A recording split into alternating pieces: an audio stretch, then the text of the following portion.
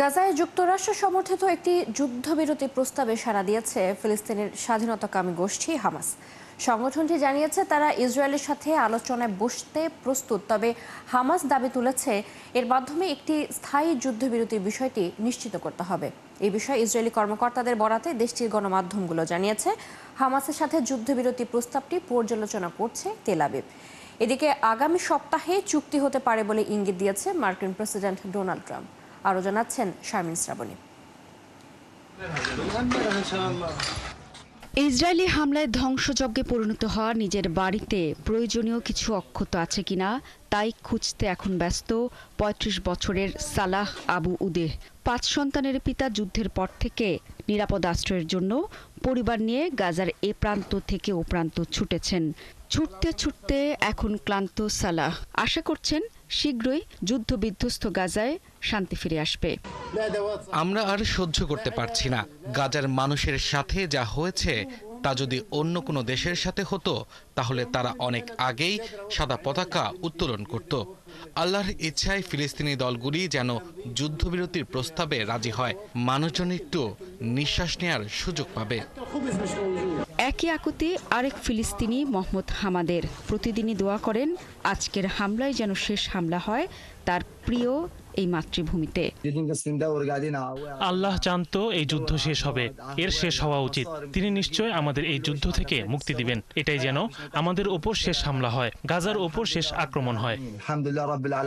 আশার কথা হলো গাজায় যুক্তরাষ্ট্র সমর্থিত একটি যুদ্ধবিরতির প্রস্তাবে সাড়া দিয়েছে ফিলিস্তিনের স্বাধীনতাকামী গোষ্ঠী হামাস। তবে তারা দাবি তুলেছে এ প্রক্রিয়ার মাধ্যমে একটি স্থায়ী যুদ্ধবিরতির বিষয়টি নিশ্চিত করতে হবে। ইসরায়েলি গণমাধ্যমগুলো দেশটির কর্মকর্তাদের বরাতে জানিয়েছে হামাসের সাথে যুদ্ধবিরতির প্রস্তাবটি পর্যালোচনা করছে তেল আবিব। আগামী সোমবার ট্রাম্পের সঙ্গে সাক্ষাৎ করতে ওয়াশিংটনে যাচ্ছেন নেতানিয়াহু। সেখানে হামাসের সঙ্গে যুদ্ধবিরতি নিয়ে ট্রাম্পের সঙ্গে সরাসরি আলাপ করতে পারেন ইসরায়েলি প্রধানমন্ত্রী। এদিকে ৫৫০ জনের বেশি সাবেক ঊর্ধ্বতন ইসরায়েলি নিরাপত্তা কর্মকর্তার একটি দল প্রেসিডেন্ট ট্রাম্পের কাছে একটি চিঠি লিখে প্রধানমন্ত্রী নেতানিয়াহুর সাথে বৈঠকের সময় যুদ্ধ বন্ধের জন্য চাপ দেওয়ার আহ্বান জানিয়েছেন। এদিকে যুদ্ধবিরতি আলোচনার মধ্যেও গাজা জুড়ে হামলা চালিয়ে যাচ্ছে ইসরায়েল। গত ২৪ ঘণ্টায় ইসরায়েলের হামলায় নিহত হয়েছে আরও অর্ধশতাধিক ফিলিস্তিনি। হামলা হয়েছে ত্রাণ নিতে যাওয়া ফিলিস্তিনিদের উপরও। জাতিসংঘের মানবাধিকার বিষয়ক কমিশন জানিয়েছে গত ২৭ জুন থেকে ত্রাণ নিতে গিয়ে এ পর্যন্ত ৬১৩ জন ফিলিস্তিনি নিহত হয়েছেন। শারমিন শ্রাবণী, ৭১। ২৪ ঘন্টার মধ্যে গাজায় যুদ্ধবিরতির চূড়ান্ত প্রস্তাবে হামাসের সিদ্ধান্ত জানা যাবে বলে জানালেন যুক্তরাষ্ট্রের প্রেসিডেন্ট ডোনাল্ড ট্রাম্প। এদিকে বিশ্বের অন্যান্য দেশের মতো গাজা জুড়ে বয়ে চলেছে তীব্র তাপপ্রবাহ। প্রচণ্ড গরম, অন্যদিকে তীব্র পানি ও খাবার সংকট নরক করে তুলেছে ফিলিস্তিনিদের জীবন। আরও জানাচ্ছেন ঋতু সাহা। গাজায় যুদ্ধবিরতি আলোচনার মধ্যে চলছে ইসরায়েলের ভয়াবহ তাণ্ডব। ফিলিস্তিনি স্বাধীনতাকামী সংগঠন হামাস ইসরায়েলের সাথে যুদ্ধবিরতি নিয়ে যুক্তরাষ্ট্রের চূড়ান্ত প্রস্তাব গ্রহণ করবে কিনা তা আগামী ২৪ ঘন্টার মধ্যে জানা যাবে বলে মন্তব্য করেছেন মার্কিন প্রেসিডেন্ট ডোনাল্ড ট্রাম্প। আমরা আগামী ২৪ ঘন্টার মধ্যেই দেখতে পাবো যুদ্ধবিরতি নিয়ে কি হতে যাচ্ছে।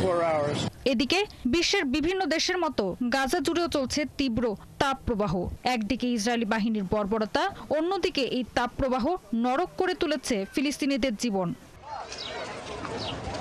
গাজার খান ইউনিসের সমুদ্র সৈকতের কাছে আশ্রয় নেয়া এক বাস্তুচ্যুত ফিলিস্তিনি আবু ওয়াহিদা বলেন, গাজা জুড়ে চলা এই তীব্র তাপপ্রবাহের মধ্যে কোনো ধরনের বিদ্যুৎ ও পানি না থাকা অসহনীয় করে তুলেছে তাদের জীবনকে। এই তাঁবু আমাদের শীতকালের ঠান্ডা ও গ্রীষ্মকালের গরম কোনো কিছু থেকেই রক্ষা করতে পারে না। এখানে আমাদের জীবনের কোনো নিরাপত্তা নেই, তাই সারাদিন আমাদের তাঁবুতে বসে থাকতে হয়। প্রতিটা দিন এখানে নরকের মতো। খাবার পানি নেই, বিদ্যুৎ নেই, কোনো কিছুই নেই। এখন জুলাই মাস, তাই গাজায় প্রচন্ড গরম। প্রতি ১০ মিনিট অন্তর আমরা তাঁবু আর সমুদ্রের মাঝে ঘুরে বেড়াই। কারণ আবহাওয়া খুব খারাপ। এদিকে অবরুদ্ধ গাজা উপত্যকায় ক্ষুধাকে অস্ত্র হিসেবে ব্যবহার করছে ইসরায়েলি বাহিনী। তারা ইসরায়েল ও যুক্তরাষ্ট্র সমর্থিত বিতর্কিত ত্রাণ বিতরণ কেন্দ্রে খাবার নিতে আসা ক্ষুধার্ত ফিলিস্তিনিদের লক্ষ্য করে গুলি চালাচ্ছে।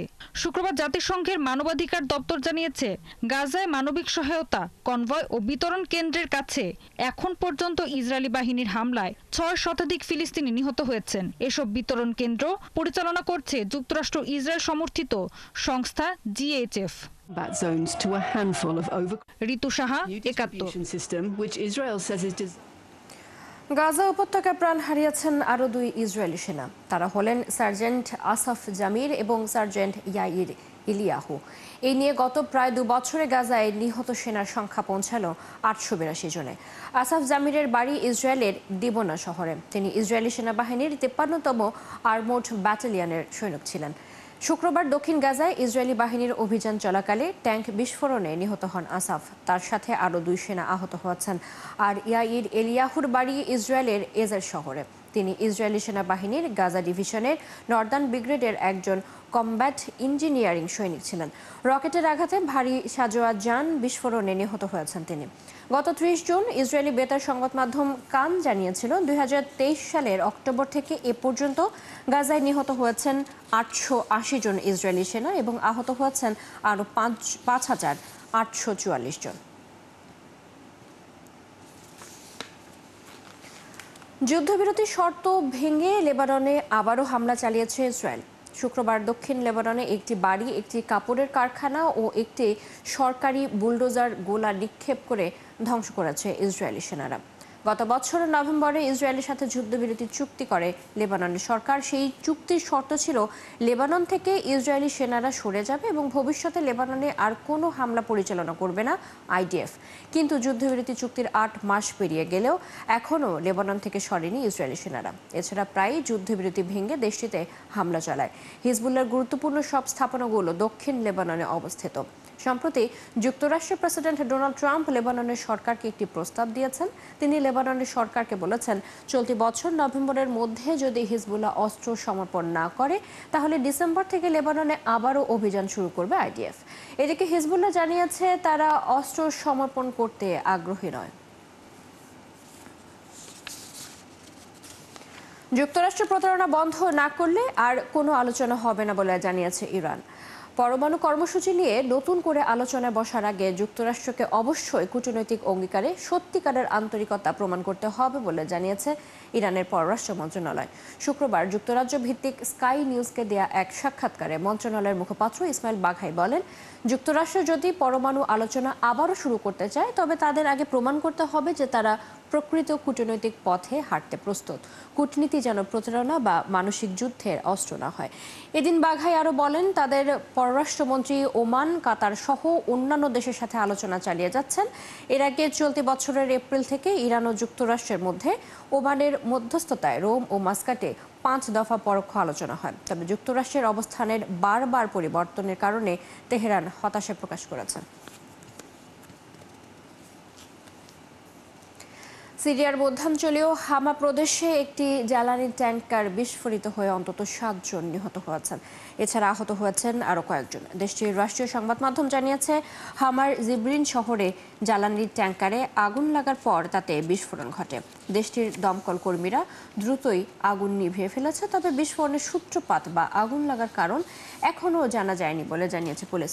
কর্তৃপক্ষ ঘটনাটি নিয়ে তদন্ত করছে। এছাড়া এদিন সিরিয়ার উত্তর পশ্চিমাঞ্চলীয় ইদলিব প্রদেশের আলফুয়া শহরের কাছে ধারাবাহিক কয়েকটি বিস্ফোরণ ঘটে। পরে গ্রীষ্মের উচ্চ তাপমাত্রার কারণে একটি গোলাবারুদ ডিপোতে বিস্ফোরণের ফলে ঘটেছে বলে জানা যায়।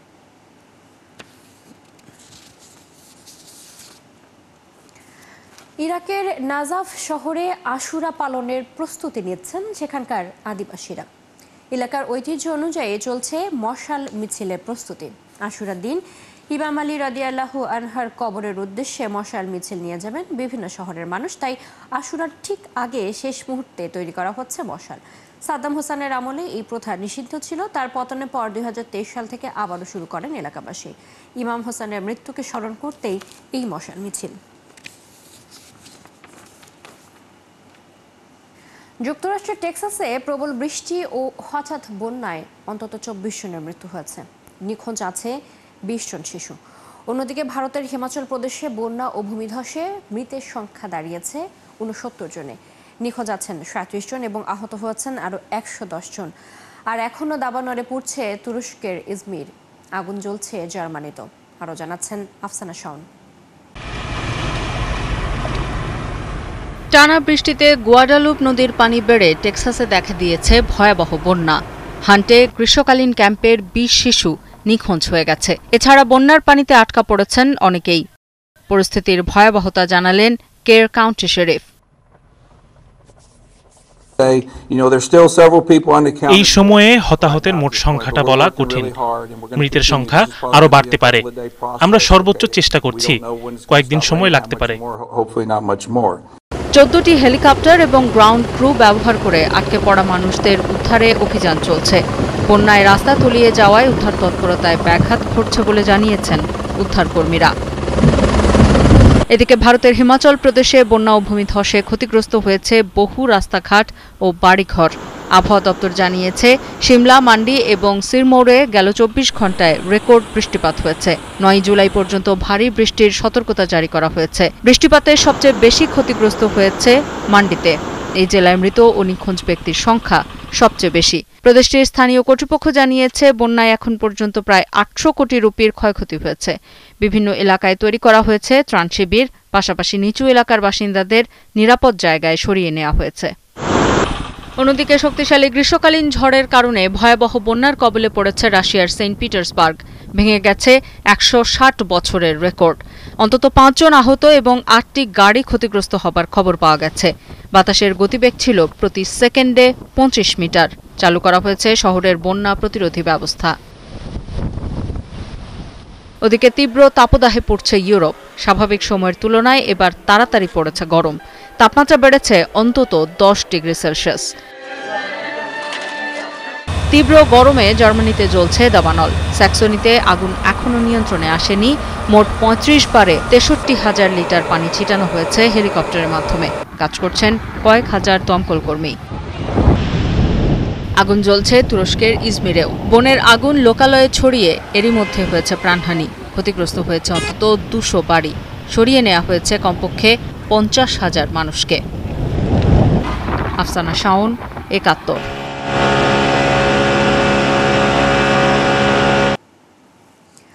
ব্যাপক আলোচিত বাজেট বিলে স্বাক্ষর করেছেন যুক্তরাষ্ট্রের প্রেসিডেন্ট ডোনাল্ড ট্রাম্প। দেশের স্বাধীনতা দিবসের দিনে হোয়াইট হাউসে আয়োজিত পিকনিক চলাকালে এই স্বাক্ষর করেন তিনি। ফলতে বিলটি এখন আইনে পরিণত হয়েছে। এই বিল পাশের ফলে বড় অঙ্কের কর ছাড়ের পাশাপাশি কম আয়ের মানুষের জন্য স্বাস্থ্যসেবা ও খাদ্য সহায়তা কর্মসূচিতে বড় কাটছাঁট আসছে।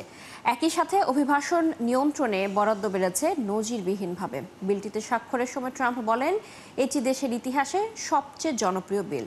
সবকিছু একসাথে একটি বিলে ঢোকানো হয়েছে। আগে কখনো এমন কিছু দেখা যায়নি।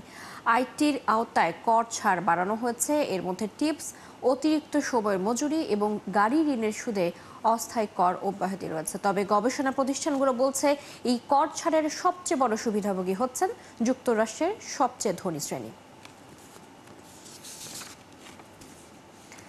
মার্কিন প্রেসিডেন্ট ডোনাল্ড ট্রাম্পের সাথে ইউক্রেনের আকাশ প্রতিরক্ষা ব্যবস্থাকে আরও জোরদার করতে যৌথভাবে কাজ করতে সম্মত হয়েছেন বলে জানিয়েছেন দেশটির প্রেসিডেন্ট ভলোদিমির জেলেনস্কি। শুক্রবার দুই প্রেসিডেন্টের মধ্যে গুরুত্বপূর্ণ ও ফলপ্রসূ ফোনালাপ হয় বলে জানান জেলেনস্কি।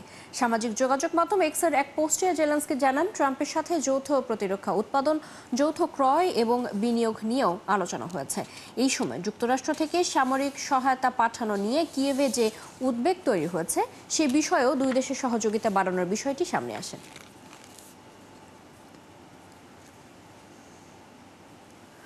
যুক্তরাষ্ট্রের প্রেসিডেন্ট ডোনাল্ড ট্রাম্পের সাথে রাশিয়ার প্রেসিডেন্ট ভ্লাদিমির পুতিনের ফোনালাপের পর বৃহস্পতিবার রাতভর ইউক্রেনের রেকর্ড 539টি বিস্ফোরকবাহী ড্রোন এবং 11টি ক্রুজ ও ব্যালিস্টিক ক্ষেপণাস্ত্র হামলা চালিয়েছে রুশ বাহিনী।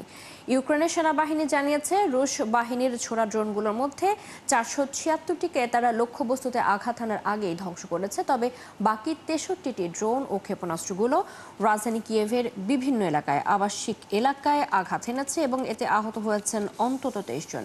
ইউক্রেনের জরুরি পরিষেবা দপ্তরের কর্মকর্তারা জানিয়েছেন, হামলায় কিয়েভের বেশ কিছু এলাকায় অনেকগুলো বহুতল ভবন আংশিক কিংবা সম্পূর্ণ ক্ষতিগ্রস্ত হয়েছে। এদিকে হামলা প্রসঙ্গে ইউক্রেনের প্রেসিডেন্ট ভলোদিমির জেলেনস্কি বলেছেন, এটা এ যাবৎকালের সবচেয়ে বড় হামলা তাদের জন্য। এই হামলার মধ্য দিয়ে রাশিয়া আরও একবার প্রমাণ করল যে তারা সন্ত্রাস এবং যুদ্ধ চালিয়ে যেতে চায় বলে জানান তিনি।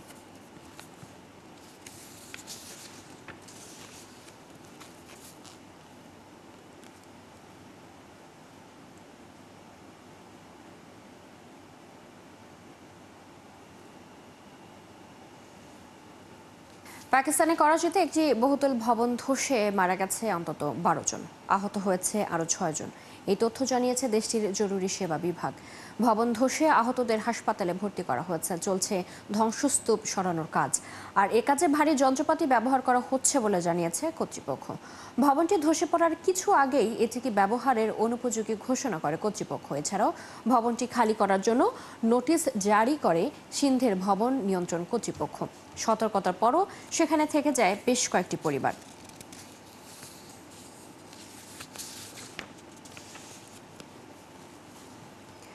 পাকিস্তান আফগান সীমান্তবর্তী এলাকায় অভিযান চালিয়ে অন্তত 30 জন সন্ত্রাসীকে হত্যা করেছে পাকিস্তানের সেনাবাহিনী। শুক্রবার পাকিস্তান সেনাবাহিনীর জনসংযোগ দপ্তর ISPR এক বিবৃতিতে তথ্য জানিয়েছে।